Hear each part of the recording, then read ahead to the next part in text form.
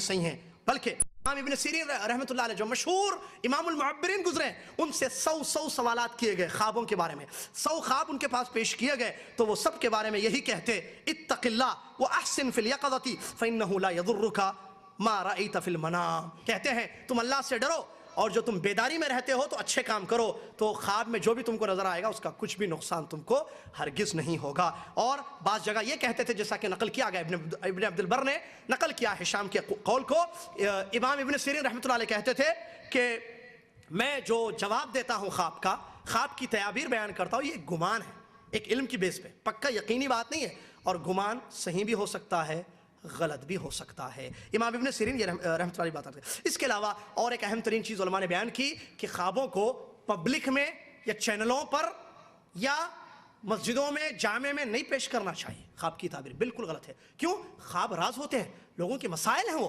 ان کی اندرونی زندگی ہے، انٹرنل لائف ہے ان کی، اس کے بارے میں کیسے لوگوں کے سامنے آپ بیان کریں گے، کیسے لوگوں کے سامنے ان کے رازوں کو فاش کریں گے؟ لہٰذا یہ بالکل جائز اور حلال نہیں ہے قرآن اور حدیث کی روشنی میں، جیسا کہ علماء کرام نے بیان کیا ہے۔ اس کے علاوہ برادران اسلام، جہاں تک انسان اچھا خواب دیکھتا ہے تو ضروری نہیں ہے کہ وہ تعبیر پوچھے۔ ایک ضروری حدیث آپ کے سامنے بیان کروں، وہ بخاری مسلم کی روایت نہیں، مسلم احمد کی حدیث ہے، نبی علیہ السلام نے فرمایا الرؤیا علی رجل طائر اذا عبرت وقعت، یہ صحیح حدیث ہے، مسلم احمد میں اور ترمذی میں، ابو داؤد میں آئی ہے، اور اس کی سند صحیح ہے، علامہ البانی نے بھی اس کو صحیح قرار دیا ہے، کہ جس سے یہ بات ثابت ہوتی ہے، میں حدیث کا ترجمہ نہیں کیا ہوں ابھی، جس سے یہ بات ثابت ہوتی ہے کہ اگر سچا خواب نظر آئے، اچھا خواب نظر آئے، تو ضروری نہیں ہے کہ آپ تعبیر اس کی پوچھیں، اگر آپ چاہیں تو پوچھ لیں، لیکن پوچھنا ضروری نہیں ہے۔ کیوں؟ کیونکہ اچھا خواب نظر آنے کا مطلب یہ ہوتا ہے کہ آپ کے لیے خیر کی علامت ہے، آپ کے لیے خوشخبری اچھی چیز ہے، ٹھیک ہے؟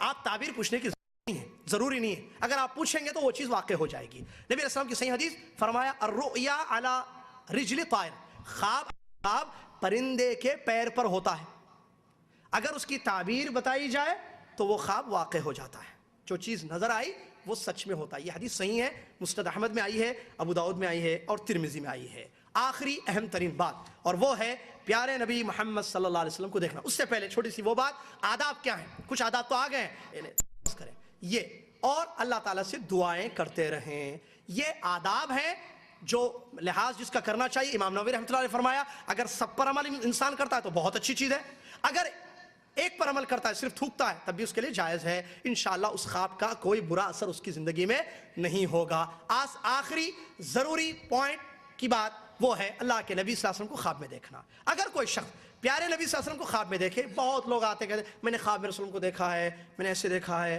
میں نے خواب میں دیکھا ہے کہ اوپر سے اتر رہے ہیں، سفید داڑھی ہے، وغیرہ وغیرہ مختلف باتیں بتاتے ہیں۔ تو اہل علم کا جو صحیح ترین قول ہے، محققین میں اہل علم کا، پہلی بات حدیث سے یہ ثابت ہے رسول اللہ صلی اللہ علیہ وسلم کو خواب میں دیکھا جاتا ہے۔ من رآنی فقد رآنی فإن الشیطان لا يتمثل بی، بخاری کی صحیح حدیث، نبی علیہ السلام فرماتے جس نے مجھ کو دیکھا اس نے مجھ کو ہی دیکھا، شیطان میرے بھیس میں نہیں آ سکتا ہے۔ بعض لوگوں نے حدیث کو نہیں سمجھا ہے، الٹا، جیسے کہ انڈیا میں تعجب ہوا لوگوں کے سن کر جن کو ہم اہل علم سمجھتے ہیں، کہا شیطان کوئی شخص صحابہ کے بعد قیامت تک رسول اللہ صلی اللہ علیہ وسلم کو خواب میں نہیں دیکھ سکتا ہے۔ کیوں؟ اس لیے کہ رسول اللہ صلی اللہ علیہ وسلم کا حلیہ کیسے ہے، کس کو معلوم؟ جنہوں نے صحابہ نے دیکھا ہے تو وہ خواب میں دیکھے تو پھر انہوں نے رسول اللہ علیہ وسلم کو دیکھا ہے، اس کے بعد جو کوئی شخص خواب میں رسول اللہ علیہ وسلم کو دیکھے ہی نہیں، جو حقیقت رسول اللہ علیہ وسلم کو دیکھے نہیں، وہ کیسے کہہ سکتا ہے کہ اس نے رسول اللہ علیہ وسلم کو دیکھا ہے؟ یہ غلط مطلب ہے، پوری تحقیق کے بعد یہ بات غلط ہے۔ صحیح حدیث کا مطلب یہی ہے کہ جس نے رسول اللہ صلی اللہ علیہ وسلم کو دیکھا اس نے رسول اللہ صلی اللہ علیہ وسلم کو ہی دیکھا۔ شیطان رسول اللہ صلی اللہ علیہ وسلم کی اصلی بھیس میں، اصلی شکل میں نہیں آ سکتا ہے، لیکن یہ ضرور ہو سکتا ہے کسی شکل میں آ کر کہے کہ میں اللہ کا رسول ہوں۔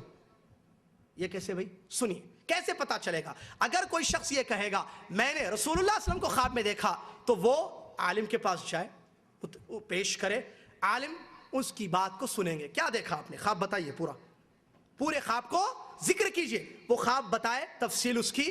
تو اگر اس نے خواب میں رسول اللہ صلی اللہ علیہ وسلم کا حلیہ مبارک، شکل، صورت، آپ کو معلوم ہے حدیثوں میں آئی ہے، مکمل ذکر آیا ہے اوصاف، نبی صلی اللہ علیہ وسلم کی داڑھی، نبی صلی اللہ علیہ وسلم کا چہرہ، نبی صلی اللہ علیہ وسلم کا سینہ جو چوڑا تھا، نبی صلی اللہ علیہ وسلم کی یہاں سینے سے لے کر یہ جو پیٹ کا نشان ہوتا ہے یہاں تک بالوں کی ایک لکیر تھی، اور پیچھے مہر نبوت نبی صلی اللہ علیہ وسلم کے، یہ سب، اور آپ کے دیدے اور دیدوں کے اندر کا کلر، چہرے کا کلر، بال آپ کے کیسے تھے، ہاتھ کیسے تھے، چلتے کیسے تھے، پیر کیسے تھے، مڑ کر کیسے بات کرتے تھے، واللہ ترمذی کی حدیثیں پڑھے آپ، صحیح حدیث میں پورا وصف، پورا حلیہ آپ علیہ السلام کا موجود ہے. اگر خواب دیکھنے والا شخص آ کر کہتا ہے کہ میں نے ایسے ایسے ایسے دیکھا تو چیک کیا جائے گا کیا نبی علیہ السلام کا یہ جو وصف بیان کر رہا ہے حلیہ کیا یہ وہی ہے جو حدیثوں میں آیا ہے. اگر وہی ہے تو اس نے واقعی رسول اللہ کو دیکھا ہے, اس نے واقعی رسول اللہ کو دیکھا ہے. اگر وہ نہیں ہے, کوئی اور حلیہ بتاتا جیسے سفید داڑھی, حدیثوں میں ہے کہ رسول اللہ کی پوری داڑھی سفید نہیں تھی, کچھ بال, نبی اسلام کے کچھ بال سفید تھے باقی کالے, یا کچھ اور دیکھتا ہے جو حلیہ حدیثوں میں نہیں ہے, تو ہم کہیں گے اس نے رسول اللہ کو نہیں دیکھا بلکہ کسی اور کو دیکھا اس نے. اگر حلیہ وہی ہے جو حدیثوں میں موجود ہے تو واقعی اس نے رسول اللہ صلی اللہ علیہ وسلم کو دیکھا.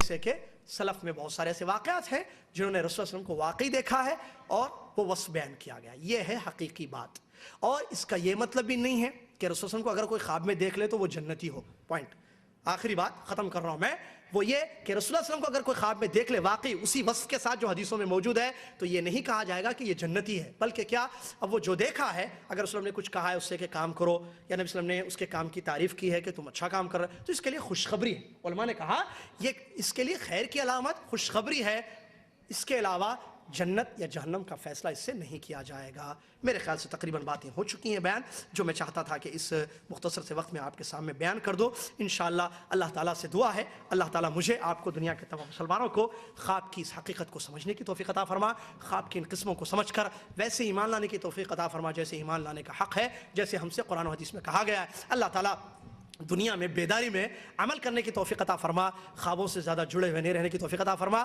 اور صحیح تعبیر کرنے کی صحیح تعبیر والوں کے پاس جانے اور اپنے مسائل صحیح لوگوں سے پوچھنے کی توفیق عطا فرما. اللہ تعالیٰ اگر کچھ غلط بات ہوئی ہے تو مجھے معاف فرما دے, میری اور شیطان کی طرف سے تھی.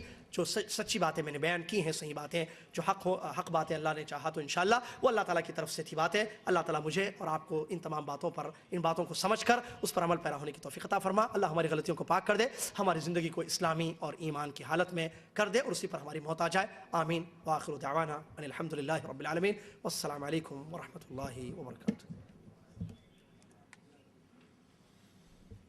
جزاکم اللہ خیر احسن الجزا. حضرات ابھی آپ سماعت فرما رہے تھے فضیلت شیخ یاسر جابری کو, خواب اسلام کی نظر میں.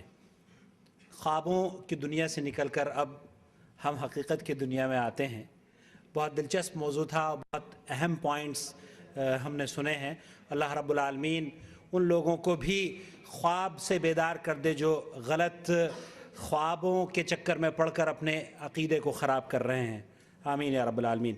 حضرات آج کی نشست جیسے کہ آپ جانتے ہیں جدہ دعوت سینٹر حی السلامہ اور مکتب تعاونی دعوت الجالیات شرق جدہ کے تعاون سے منعقد ہوئی ہے, اور جو موضوعات آج ہم نے آپ کے لیے چنے ہیں وہ نہایت ہی حساس ہیں. شعبدہ بازوں, کاہنوں اور ان کے پاس فریادیں لے کر جانے والوں سے دو ٹوک باتیں.